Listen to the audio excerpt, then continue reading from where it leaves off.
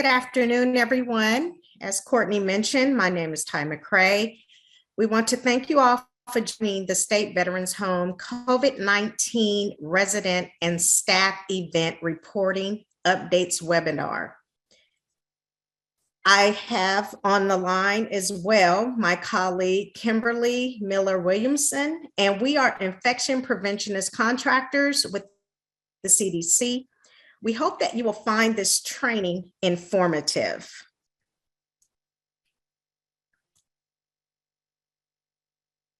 Today, we will discuss some newly added options for the race and ethnicity data field responses, enhancements to vaccine status data collection fields, review how to select the correct State Veterans Home facility type, and access entry into NHSN.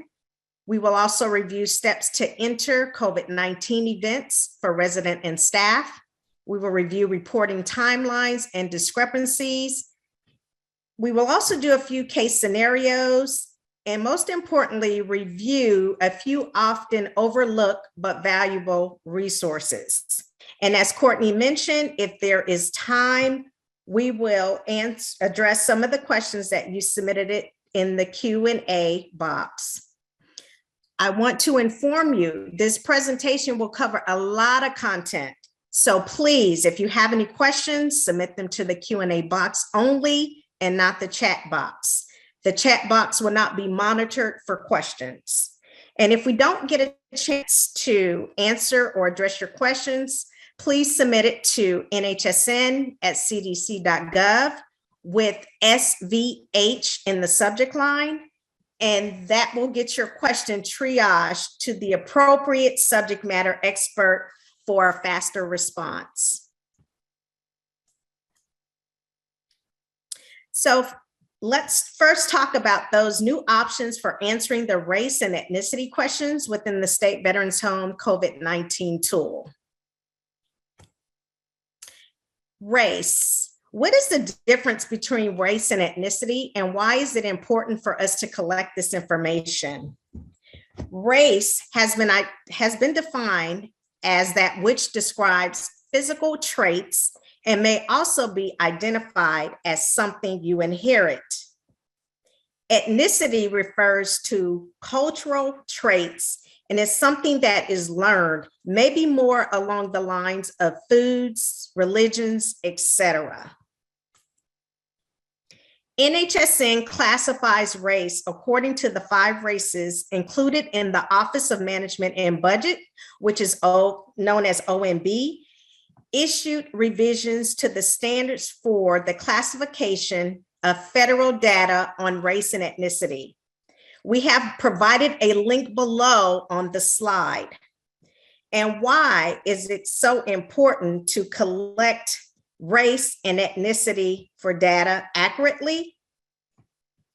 And the reason being is because it helps with all types of health outcomes. It's important that we understand the trends that might differ on race or ethnicity and identify reasons for those differences.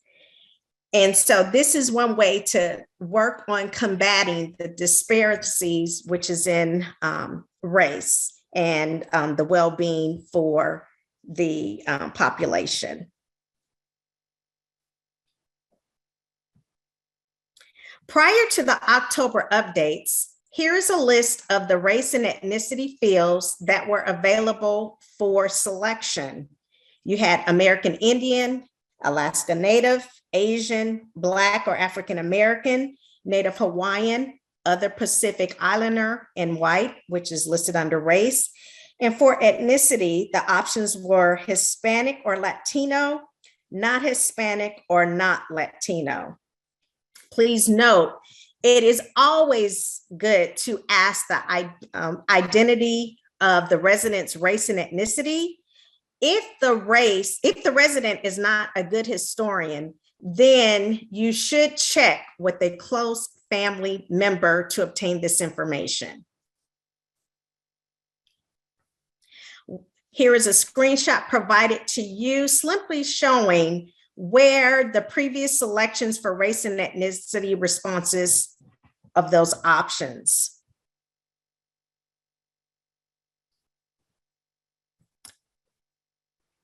And now, if all good faith attempts to identify the race and or ethnicity information have failed, now we have options that can be chosen as appropriate. And as you see, those two new options are declined to respond and unknown, and they have each been listed under the two data field options of race and ethnicity. And again, it's important to obtain this information. As you know, we're trying to combat the disparity in the treatment options for race and ethnicity. Here's a screenshot which simply shows where those additional fields have been added under ethnicity and race. Next, I will introduce the updated vaccine data collection fields. This section that I will cover will include data collection for initial vaccination and additional or booster doses. Users will be required now to enter dates and manufacturers for each dose of vaccine, including additional or booster doses, in which now you will no longer need to determine if the vaccine was received 14 days or more before the specimen collection date for a COVID-19 test. The additional or booster doses data field will be used to identify residents and staff with a newly positive SARS-CoV-2 viral test result who has also received an additional or booster dose of COVID-19 vaccine.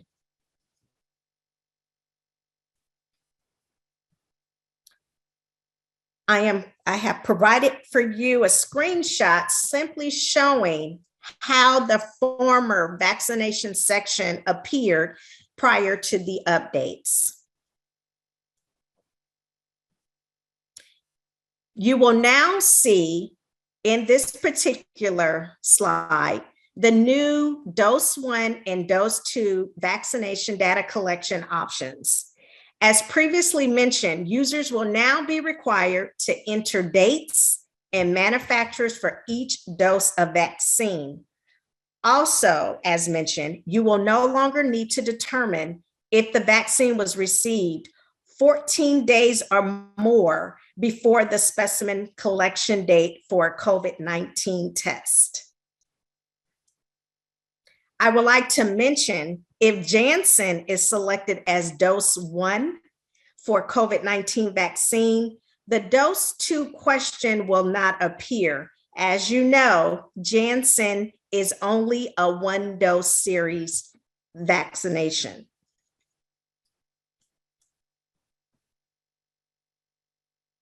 Here's a screenshot of where the new additional or booster doses collection options. Again, users will be required to enter dates and manufacturers for each additional or booster dose reported.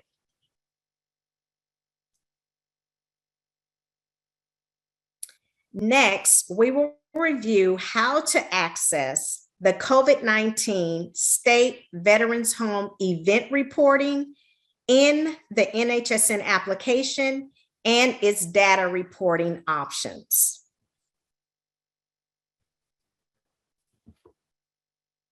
Current users who enrolled with level 3 SAM security access or have migrated from a level 1 to a level 3 SAM security access, and you have a grid card, you will need to follow the directions to enter the NHSN application as noted. You will need to click on, as illustrated in the slide, click the login button to be directed to the SAM's grid card log on access, which is also illustrated in this slide. You will then enter your SAM's username and password. Once you enter that information, you will click the login button to be directed to the SAM's landing page to access NHSN.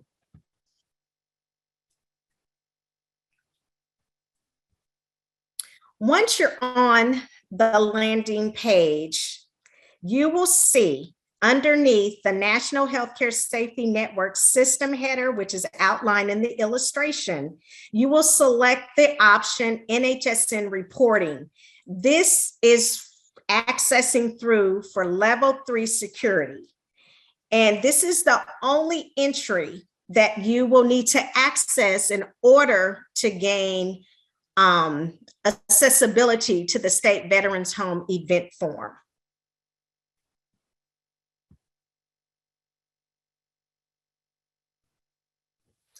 Once you select NHSN reporting, you will be directed to the NHSN landing page.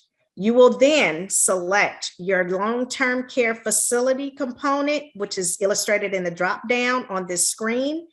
Then you will need to select your facility or group. Then you will click submit to be directed to the facility homepage. I would like to mention, if you only have one designated facility, this information should already be pre-populated within the screen. So you will be able to see it once you log on.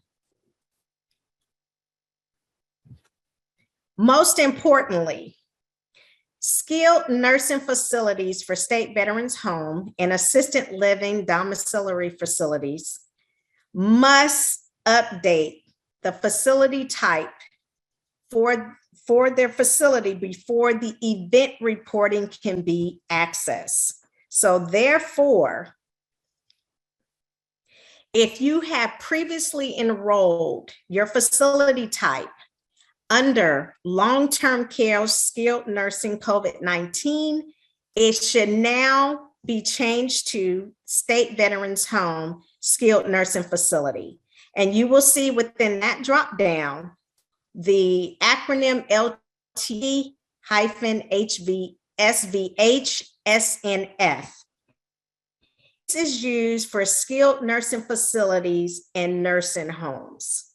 The same with LTC Assist COVID-19.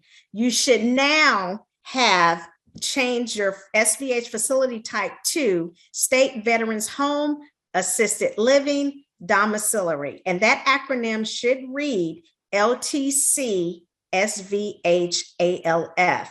And again, this facility type is used for assisted living and domiciliaries.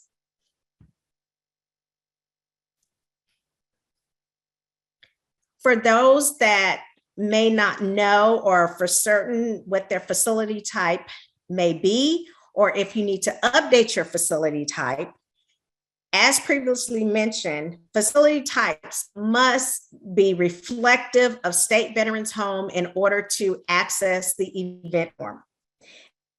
And your facility type, or you will need to log in. And once you log into NHSN, you will see on the left navigation panel, as illustrated on this slide, you will need to select facility, then facility info. Once you click facility info, the edit facility information page will appear. And once you're on the edit facility information page, you will scroll down as identified on the slide to facility type. Then you will need to choose the correct facility type, as I mentioned previously. Within the drop-down, you will click your update to save your edits. We do recommend after you click update that you log out in order to ensure that your updates have been successfully updated within NHSN. And I wanted to show you the differences. So if you do not see the COVID-19 event SVH in your navigation panel as illustrated on the left, we do recommend that first you ensure that you have signed on using the level 3 security process and or verify if your facility type for SVH is correct. Because if it is correct, you will see COVID-19 event-SVH in your dropdown on the left navigation panel. If you need to add or update a VA station code, you can follow the same instructions as I previously mentioned when updating your facility type. Again, you would need to log into the system, go to the right side of the screen and enter your VA station code, which is highlighted, and click update. Again, for saving your updates and to ensure that they have been entered in the system, we recommend you log out and log back in. Now we will review how to access COVID-19 State Veterans Home event reporting in the application, as well as the data reporting options. Again, to access the NHSN COVID-19 module, an enrolled facility user must log into the NHSN long-term care component through SAMS. Once you logged in with your credentials, the user will be taken to the facility NHSN homepage. On that homepage, in your left navigation drop-down panel, you will need to select COVID-19. Once you select COVID-19, you will see another drop down and it should be reflective of COVID-19 event SVH. If you see that in your navigation panel, you can click that and once you click that, you will be able to enter the COVID-19 event reporting screen.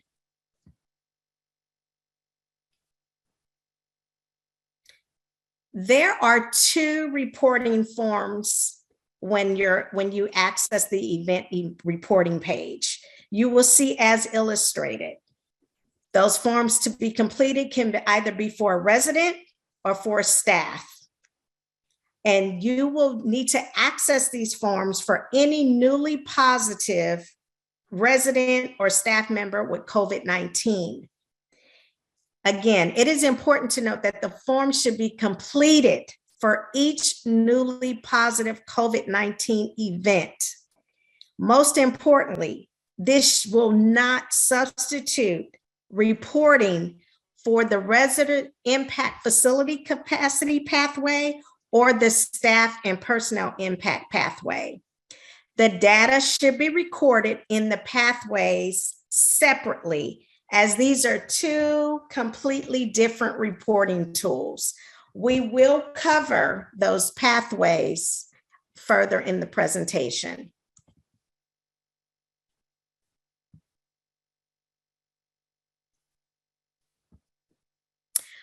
Once the COVID-19 event reporting page appears, again, you will need to select your type of individual tested, which can either be a resident or staff.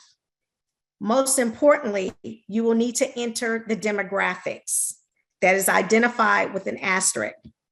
That information must be entered before proceeding with adding events. Once you do that, you will need to click Add Events to enter your event data. And as you notice on this screenshot, the additional fields for race and ethnicity is reflective.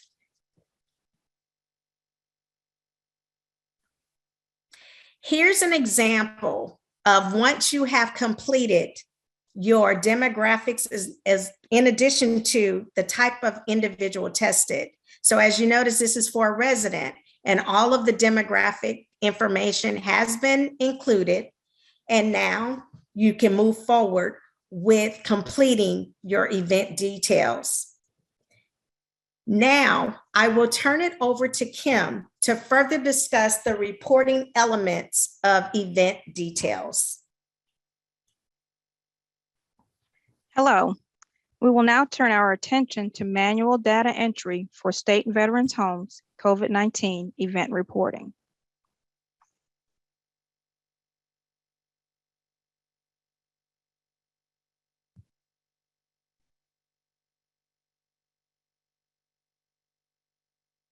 Information required to complete the resident COVID-19 event includes the test type, reinfection data, vaccination status, COVID-19 therapy, hospitalization, and death. Information required to complete the staff and personnel COVID-19 event includes the test type, reinfection data, vaccination status, and death. As previously stated, an event form must be entered each time a resident or staff member newly tests positive for COVID-19, including reinfections and readmissions where applicable. Here are a few important reporting definitions. A resident or staff COVID-19 event is a resident or staff member who tests positive for COVID-19 based on a point of care antigen or NAAT PCR viral test result. A reinfection is a new positive SARS-CoV-2 viral test result performed more than after a previous COVID-19 infection. And finally, a readmission is a resident who was discharged from the long-term care facility for more than 3 days and has been readmitted for a subsequent stay. And this is applicable to residents only. Presented here is a screenshot of the NHSN user interface for data entry for the State Veterans Homes COVID-19 resident event form.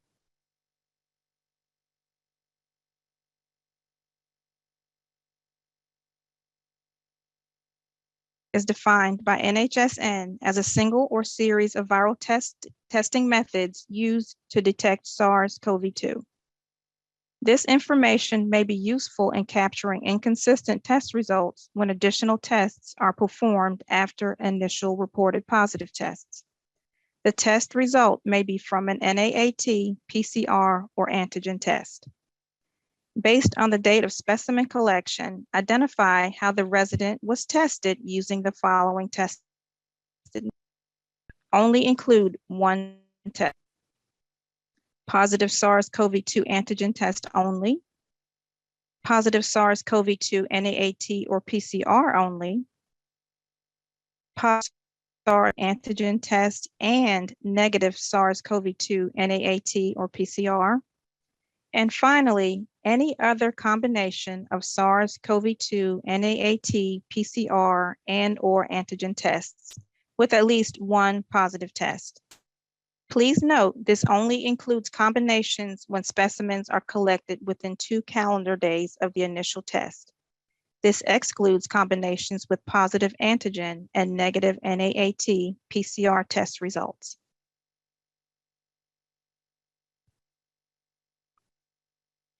This is a screenshot of the reinfection data entry portion of the resident COVID-19 event reporting tool.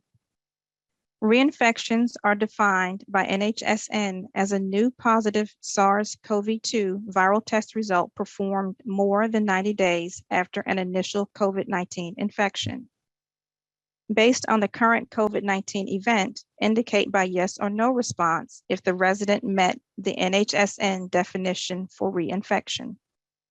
If yes is selected as the response to reinfections, another drop-down will appear prompting a response for symptomatic reinfections.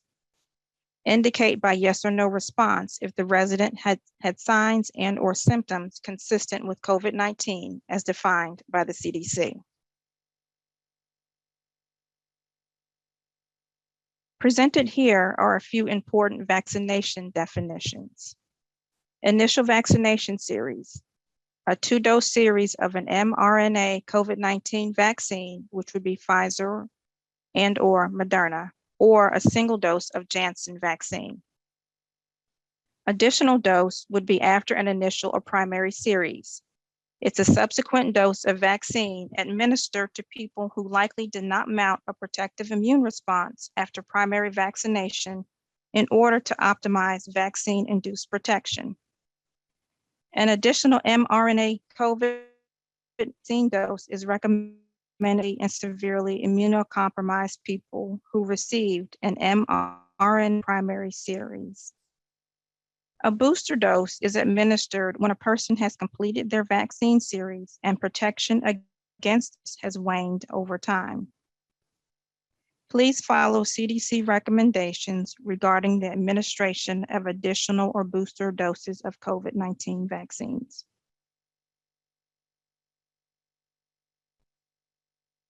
For the vaccination status section, please indicate the vaccination status of the resident on the event date or date of specimen collection. This section will include data collection for initial vaccination only. Select yes if the resident had a history of prior COVID-19 vaccination on the event date. Otherwise, select no. Users will be required to enter dates and manufacturers for each dose of vaccine. Determine if the vaccine was received 14 days or more before the specimen collection date for a COVID test. In the first drop-down menu, enter the vaccination date where indicated. If the vaccination is not known, select the most approximate date. In the second drop-down menu, select the COVID-19 vaccine manufacturer. If the manufacturer is not known, select unspecified. If Janssen is selected as dose 1 for COVID-19 vaccine, the dose 2 question does not appear. If the second dose has not been received at the time of specimen collection for SARS-CoV-2 viral testing, select not received.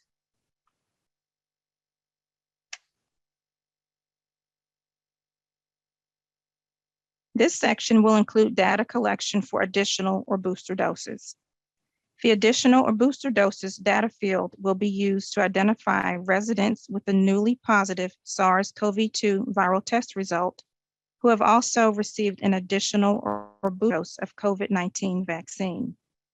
Select yes if the resident with a newly positive SARS-CoV-2 viral test result received an additional or booster dose of COVID-19 vaccine after the initial series of vaccination was completed. Otherwise, select no.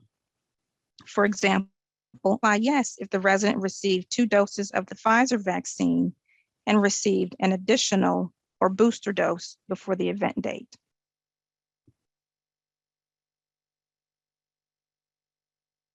Additional dose. In the first drop-down menu, enter the vaccination date where indicated. If the vaccination date is not known, select the most approximate date. In the second drop-down menu, select the COVID-19 vaccine manufacturer. Again, please follow CDC recommendations regarding the administration of additional doses of COVID-19 vaccines. The booster doses data field will be used to identify residents and staff with a newly positive SARS-CoV-2 viral test result who have also received a booster dose of COVID-19 vaccine. In the first drop-down menu, vaccination date were indicated. If the vaccination date is not known, select the most approximate date. In the second drop-down, COVID-19 vaccine manufacturer. Again, please follow CDC recommendations regarding the administration of booster doses of COVID-19 vaccines.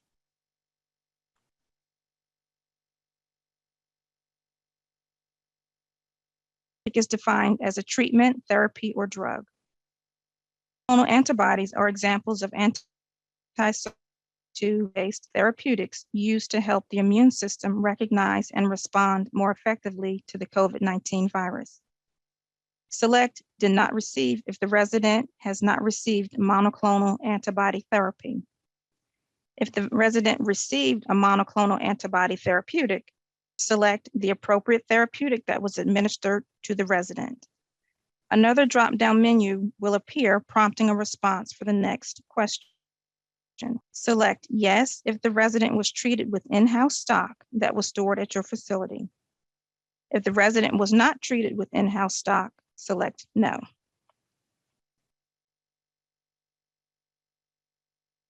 Hospitalization. Select yes if the resident was transferred to an acute care facility, which would be a hospital, long-term acute care hospital, or an acute inpatient rehab facility only. Otherwise, select no. It is possible that a resident will be admitted to a hospital after a COVID-19 event is reported to NHSN. If the resident is later transferred to an acute care facility to receive treatment related to this COVID-19 event, previously submitted NHSN data must be edited to include the hospitalization and hospitalization date. The hospitalization date must be the date of transfer to the hospital. COVID-19 death. This is defined by NHSN as residents who died from SARS-CoV-2 related complications and includes resident deaths in the facility and in other locations, such as an acute care facility in which the resident with COVID-19 was transferred to receive treatment. Select yes if the resident identified with the newly positive COVID-19 viral test result had signs and or symptoms of COVID-19 as defined by the. Select no if the resident did not die or if the resident's death was not related to COVID-19 or a COVID-19 related complication. If the resident dies after the COVID-19 event data are entered in NHSN or the facility receives an autopsy result indicating a positive SARS-CoV-2 viral test result for a resident who was not initially documented as a COVID-19 death, previously submitted data must be edited to include the date of death. Residents discharged from the facility are extended. The date of death is not required.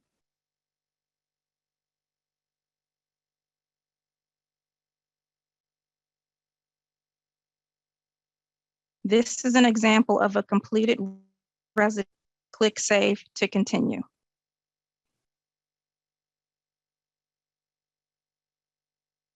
A message stating successfully added LTC COVID-19 event record will appear. Click OK. An event data summary will also appear under event details, also indicating that the event has been saved. Next, we will briefly demonstrate how to enter a SARS-CoV-2 staff event.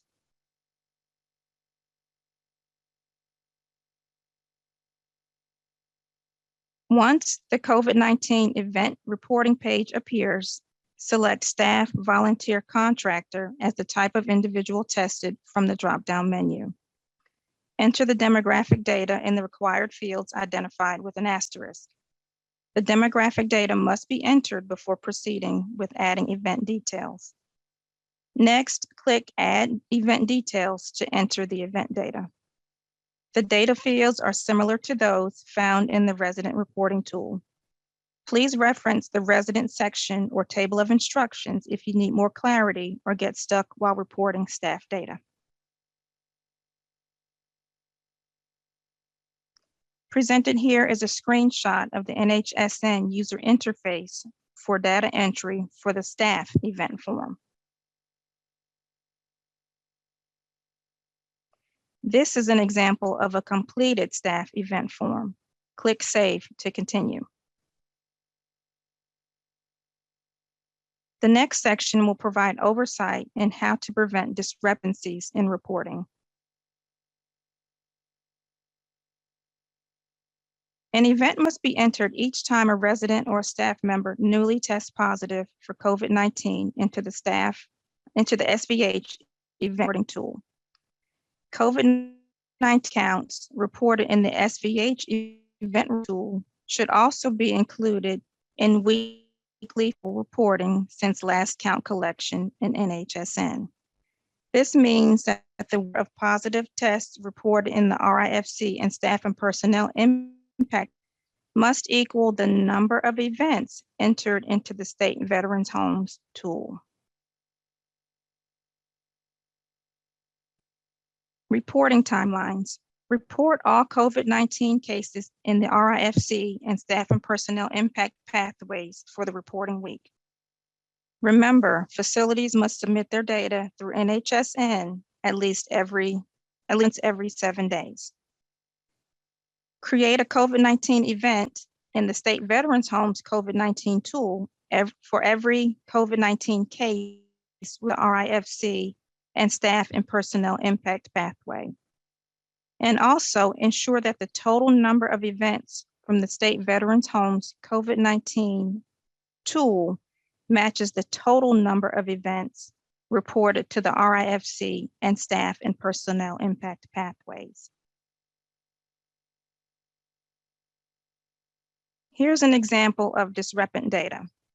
Facility A reported 8 resident cases in the LTC COVID-19 RIFC pathway for the week ending 10/3/21, but only reported 4 COVID-19 events COVID-19 tool.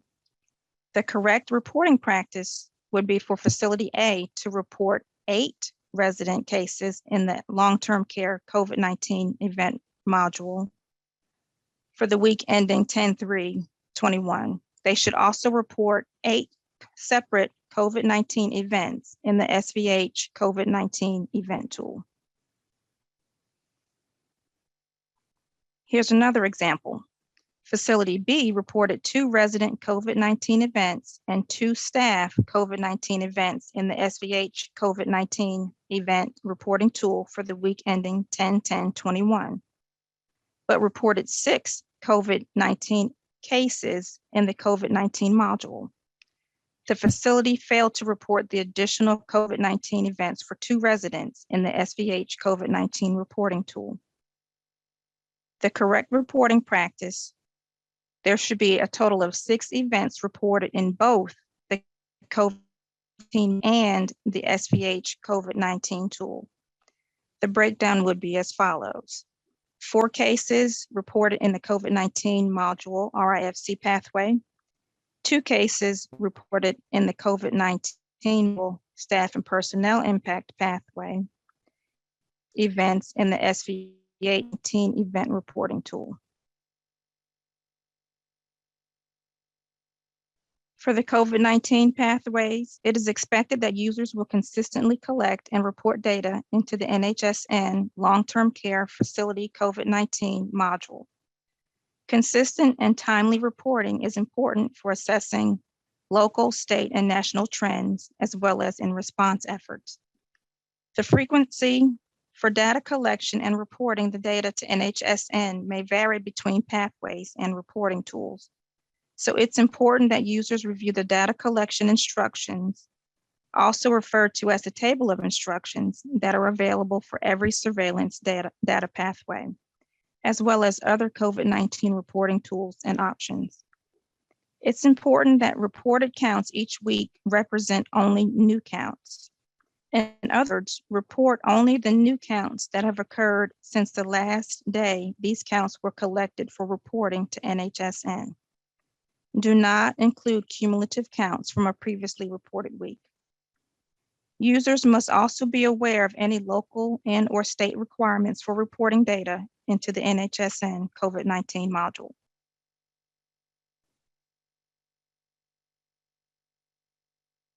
Users are strongly encouraged to take advantage of the resources available on the NHSN LTCF COVID-19 module webpage.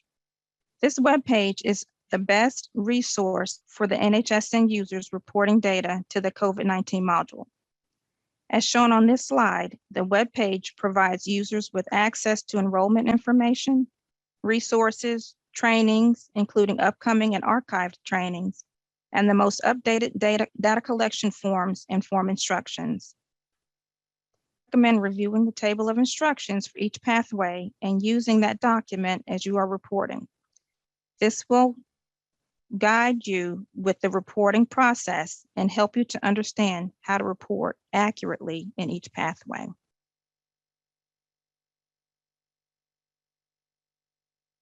To access the NHSN COVID, an enrolled facility user must log into the NHSN long-term care facility component through SAMS.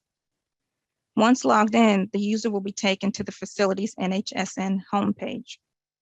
After logging into the NHSN component, select COVID-19, then Pathway Data Reporting from the menu bar to get the COVID-19 module calendar view for surveillance pathway reporting.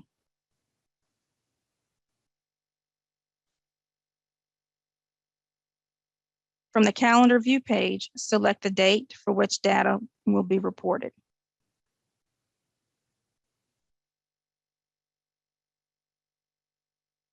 Enter the current census to reflect the number of residents occupying a bed in the facility on the day for which data are being reported. As a reminder, before data can be saved in any of the surveillance pathways, the user must click on the resident impact and facility capacity pathway and enter the current census. Once counts are entered for the current census, the user may continue reporting in the RIFC pathway or navigate to any of the other surveillance pathways to report data.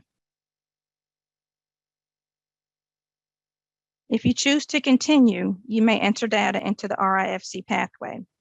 Remember, data collection instructions specify that data is to be reported to NHSN once per week at a minimum. If any count is 0, the number 0 must be entered as the response. A blank response is equivalent to missing data. Click the next tab to enter data into the staff and personnel impact pathway. As a reminder, if the count is 0, the number 0 must be entered as the response. A blank response is equivalent to missing data. Non-count questions should be answered 1 calendar day during the reporting week. Click the next tab to enter data into the supplies and PPE pathway. Reminder, please collect and report responses once during the reporting week. A blank response is equivalent to missing data. And finally, click the last tab to enter data into the therapeutics pathway.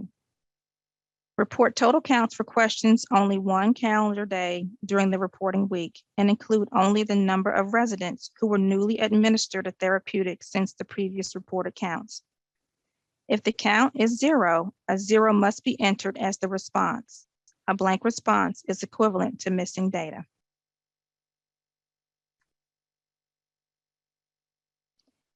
Here's an example of weekly reporting timelines. For example, a facility enters COVID-19 data in NHSN every Friday and includes new counts from the prior Friday through Thursday of each week. CMS certified state veterans homes will still be required to complete all COVID-19 module pathways on a weekly basis. Facility level reporting and COVID-19 surveillance pathway data are required to be entered at least every 7 days.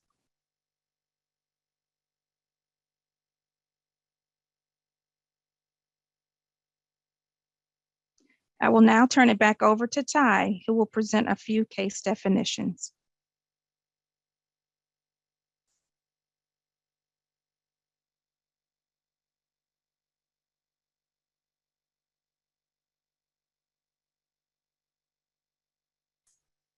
So here's an example of data entry for a resident with a newly positive COVID-19 test result who received a 2-dose series of an mRNA COVID-19 vaccine. And that can either be Pfizer or Moderna, or they can receive a single dose of a Janssen vaccine. So as you can see in the illustration, the top screenshot shows that the resident received a 2-dose series of Pfizer. However, if the resident received a single dose of Janssen, the event should be recorded as provided in the screenshot below. And as I mentioned previously, Janssen is only a single dose series. So only 1 vaccine date and manufacturer would be provided for a single dose of Janssen. Here's another example of a data entry for a resident with a newly positive COVID-19 test result who only received 1 dose of Pfizer and did not receive the 2nd dose of Pfizer at the time of the event. So the user completing the event form would select not receive as the 2nd dose for the vaccine date, and manufacturer will remain blank, and there should be no information entered there. Information would only be inclusive in dose 1. And this is how the recording should be as illustrated in this screenshot. And again, if there is an administration of Janssen, it would only be a 1-dose series, and dose 2 would not be reflective.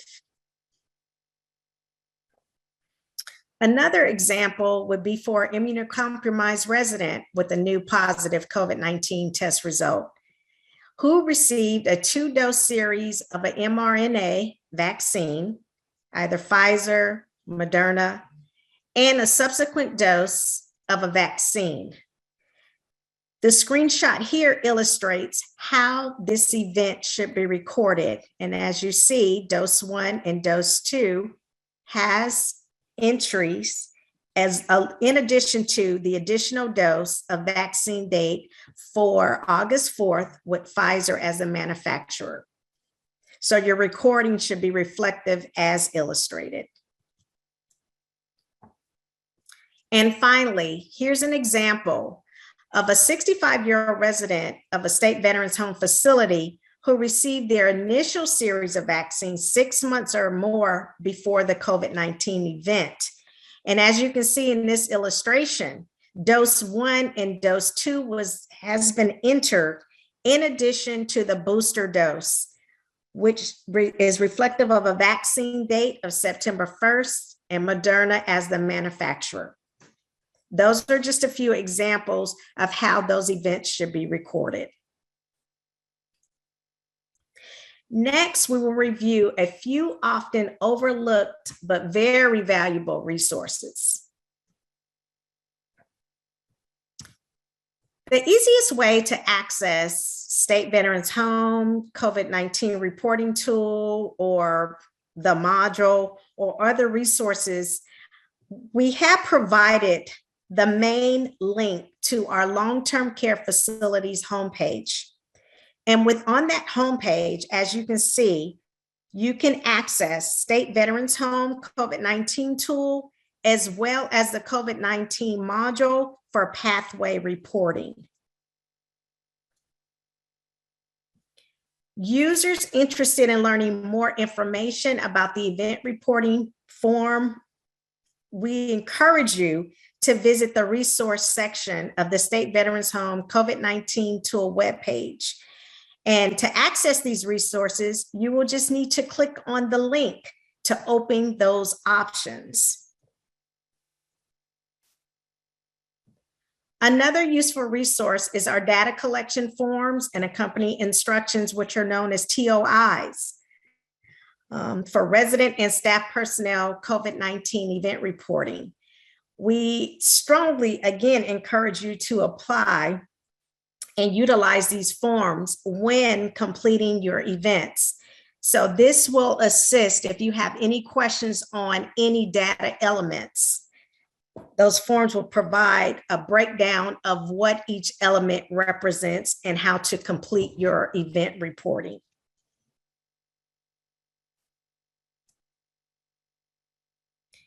And for those who need guidance with enrollment, on the State Veteran Home page or any of our additional pages, such as the COVID-19 page for pathway reporting or our main long-term care component homepage, there is a link for guidance to enrollment. You will just need to click on that link, which is labeled Enroll New Facility. And please ensure you follow all enrollment steps, and this will prevent any delays with enrollment. In addition, on these pages, we have training slides that provide very detailed instructions for guidance on how to enroll your facility. However, if you still need assistance, we ask that you please contact NHSN at cdc.gov, and you can be provided with the census for enrollment and reporting. If you have issues with your SAMS invitation requests, adding users, your facility enrollment status, and etc. We recommend that you bookmark the following websites for future reference. As you can see illustrated on this slide, we have the link to the State Veterans Home, a direct link to the COVID-19 module for pathway reporting, also a link for how to edit your facility type as we previously went over. And we also have a link to frequently asked questions.